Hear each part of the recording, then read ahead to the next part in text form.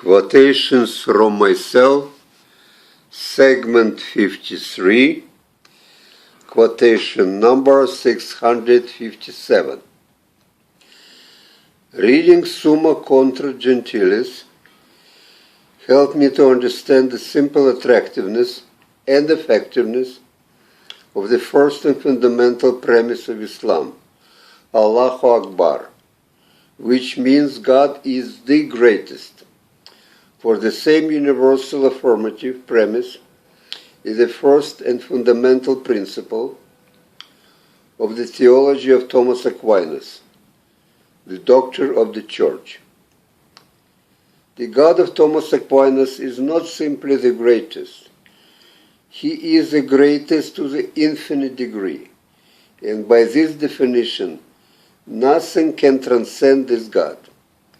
He is the absolute perfection, and therefore any positive attributes one can think of, knowledge, power, goodness, etc., he possesses not just in the greatest, but in the infinite degree. To use a popular American expression, you name it, he's got it. Take the Oxford Dictionary, extract all positive adjectives, put them in the superlative degrees, and even this will not be enough to describe God.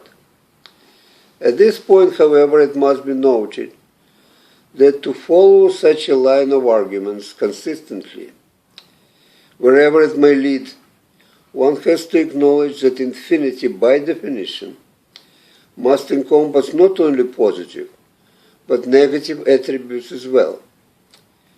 As a result, the inadmissibility on the moral grounds of predicating anything negative of the good and loving God forced Thomas Aquinas, in order to save his theology, absolute perfection of God, to construct and defend rather awkwardly the proposition that as far as God is concerned, there is no such thing as evil in the universe, and that evil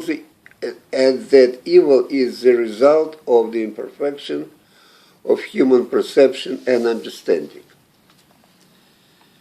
To come back to the subject at hand, this first and fundamental principle, God is infinitely great, is not just a universal affirmative in the usual logical sense, but the most universal and the most affirmative, the genus of all genera, the all-encompassing infinity.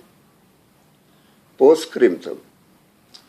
Later in Summa contra Gentiles, Thomas Aquinas introduces numerous other universal affirmatives, but they all derive their legitimacy from this first one and are secondary to it. He often uses indirect proof of a type. Suppose God is not A, then he is lacking something. Then he is not perfect, which is impossible ex hypothesis. Therefore, he is A.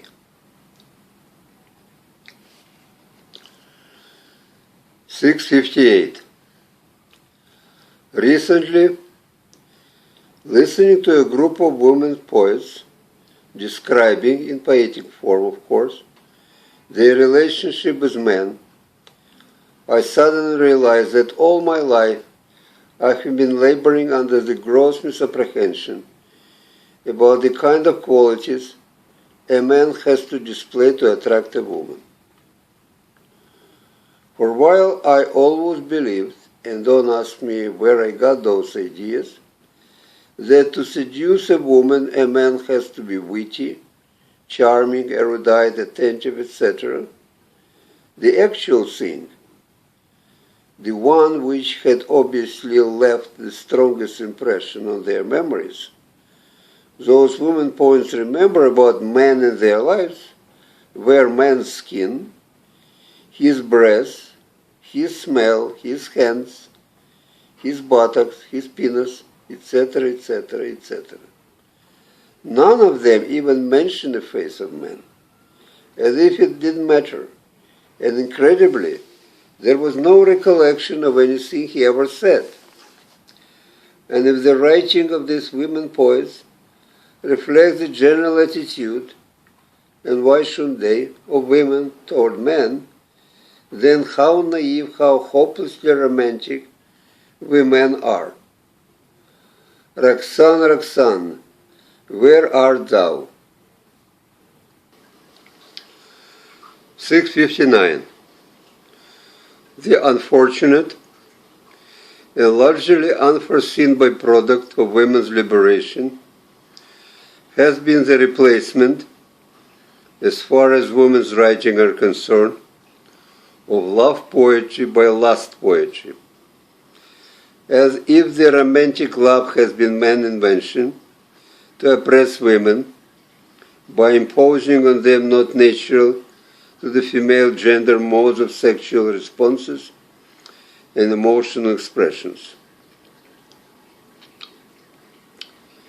660. Asking to cut the crap someone who is so full of it that there is no room left for anything else is basically telling one to shut up forever, which is a kind of unfair and even cruel. Besides, what is one man's crap could be another man's gold. 661. Sunday afternoon, walking through Rosedale, one of the richest neighborhoods of Toronto, witnessed a small boy, 4 or 5 years old, throwing temper tantrums because out of the 3 cars in a driveway, his father had chosen the one the boy didn't want to ride in on that day. 662.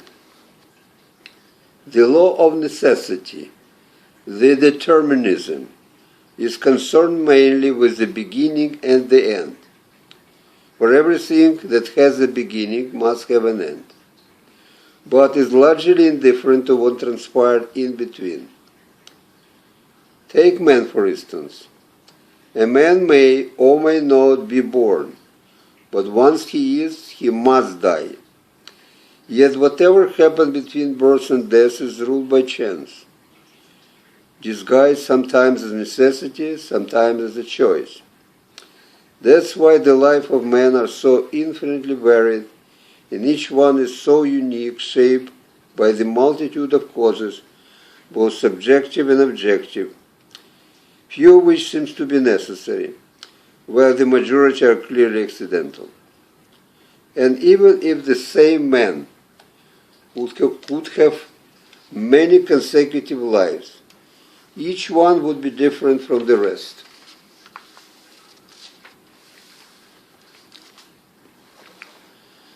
(663)